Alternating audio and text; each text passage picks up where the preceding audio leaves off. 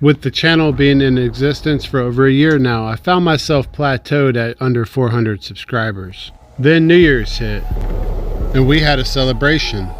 With friends and family, we shot off fireworks and reminisced on some of the things that happened in the year before. We learned how to craft metal, hence the name of this channel. We poured different kinds of metals, aluminum and copper mostly. We were casting bullion bars. It was kind of addictive. It hit me at the right time in my life, a time in my life when I wasn't too sure about the future of many things. I mean, this shit was like super dangerous, and many of my subscribers voiced their concerns. We tried new things like casting anthills with molten aluminum. And in many ways, we got super lucky. And many of y'all took that journey along with me. I mean, we're coming up on Easter Sunday, and it just reminds me of this quote. When you see one set of footprints in the sand, God don't walk with you, He carries you, man.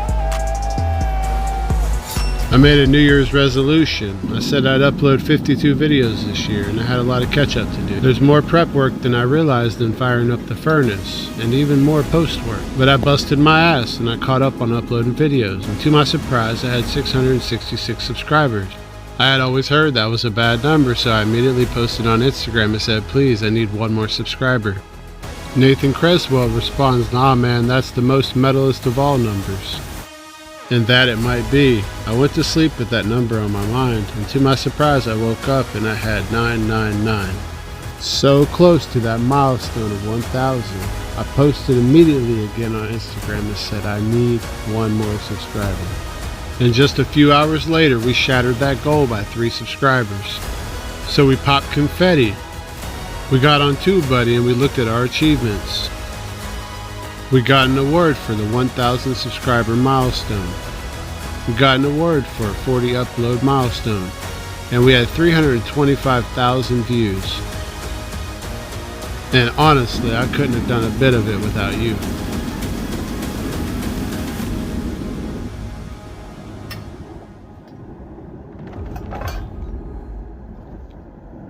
I had a few incomplete projects laying around. There was metal left in my crucible from pouring anthills. Many of my subscribers mentioned I needed to put my furnace closer to the anthill. Well, since it wasn't close enough, some of the metal froze. And right there, that's the old spoon I used to dip out the impurities. Some copper had gotten stuck to that, so I'm just trying to consolidate all the loose metals.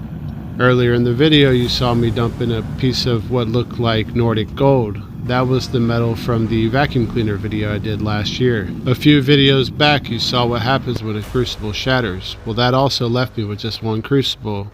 Hence, I couldn't take and pour copper and aluminum, so I had a mixture of metals inside my crucible. And while I was sure this was primarily copper, I knew for sure there was some aluminum in there as well. So I just wanted to consolidate all of the remnants of metals. It would be like cleaning the slate for me. Every once in a while, we all need a clean slate. If you're holding on to things from your past, I highly recommend you just forgive and forget. And happy Easter Sunday to y'all. My new crucible finally came in. It's a number 8 crucible. It holds about 8 kilograms of metal. I'm taking extra care in getting all of the impurities and metals out of this crucible, so next time I put a metal in here, it'll be pure as can be. As the molten metal in my mold started to freeze, it was the most beautiful looking metal I'd ever seen. It was like a rainbow chameleon paint job. But being I wasn't exactly sure how much aluminum was mixed into that, and even just a hair of lead, I didn't know what the metal would look like, or if it would have some weird reaction. Maybe it would oxidize and turn white. Maybe it would turn black, green like copper does on the Statue of Liberty. I just didn't know. Like we do with many things we're new to in life, we learn as we go. I had a couple of my subscribers mention not to put my molds in cold water. It could cause an explosion. And you remember what happened with my Krylon dish, so I won't show that part of the video. But this right here has to be the most beautiful bullion bar I've ever poured. It's primarily copper, obviously, but it has a little bit of a gold appearance to it. Look at how that thing sits in that collection.